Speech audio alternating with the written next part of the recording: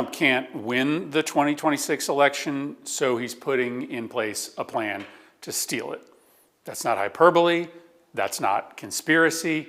He is literally doing it and telling you he's going to do it every single day. The Republicans should say, we want to take over. We should take over the voting in at least 15 places. The Republicans ought to nationalize the voting. Let me put the pieces together for you. Just the pieces that have been put down on the table over the course of the past week and a half.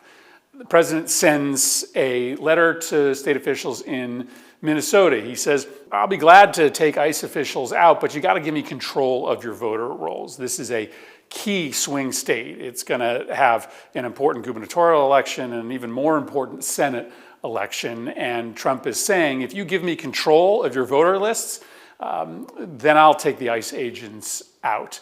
We have the FBI raid of the voting office in Georgia. They take all these ballots to a place that we still don't know about, and we know exactly what's going to happen here. They're going to take these ballots, they're going to claim that they counted them again, and in fact, Donald Trump won Georgia, and that's going to be used by the president to do what he then told all of us he was going to do on a podcast just a day or two ago: nationalize elections in key states. He wants the federal government, meaning Donald Trump's MAGA loyalists, to run elections in places like Georgia and Minnesota and probably Pennsylvania and Texas and Maine, anywhere where there's a race that might determine control of the House or the Senate.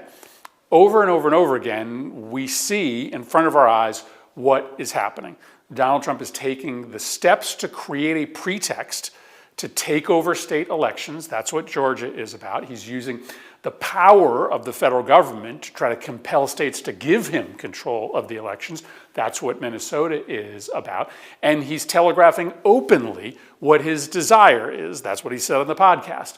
I want to nationalize elections.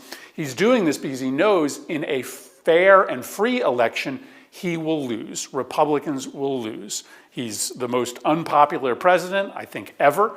1 year into a term, the polling today suggests that they're going to get wiped out in the House, so they might lose the Senate as well.